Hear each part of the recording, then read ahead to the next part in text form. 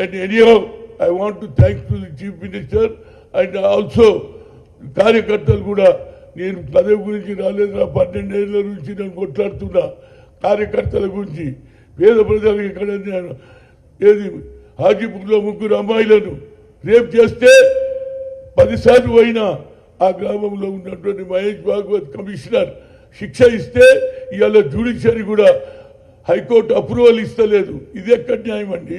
అదేవిధంగా రైతులకు సంఖ్యలు వేస్తే పోయినా ఇది మన కేటీఆర్ జిల్లా అయినటువంటి సిరిసిల్లలో ఎస్సీలను అట్టాసిటీ చేస్తే అక్కడికి పోయినా పిల్లలు ఏదైతే ఏది ఇంటర్మీడియట్లో పేర్లు దాన్ని తెలుసుకొని ప్రాణానికి చేస్తే వాళ్ళ ఇంటికి కూడా పోయి ఇచ్చిన కనుక నా కల్చర్ జీవితాంతం బడుగు బలైన వర్గాలకు వచ్చాయి ప్రాధాన్యత ఇవ్వడానికి నేను సిద్ధమున్నా.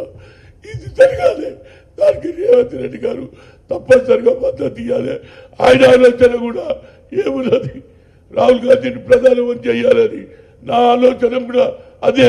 కనుక ఈ తెలంగాణలో గతంలో వరంగల్లో బహిరంగ సభ పెడితే 5-6 లక్షల మంది వచ్చారు, సోనియా గాంధీ వచ్చింది. అదేవిధంగా రేపు మా ముఖ్యమంత్రిని కలిసినప్పుడు ఫస్ట్ ఇది అడుగుతా, నాకు పదవులు లేకపోయినా ప్రజల పక్షాన ఉంటానని మీడియా మిత్రులను కోరుతున్నా.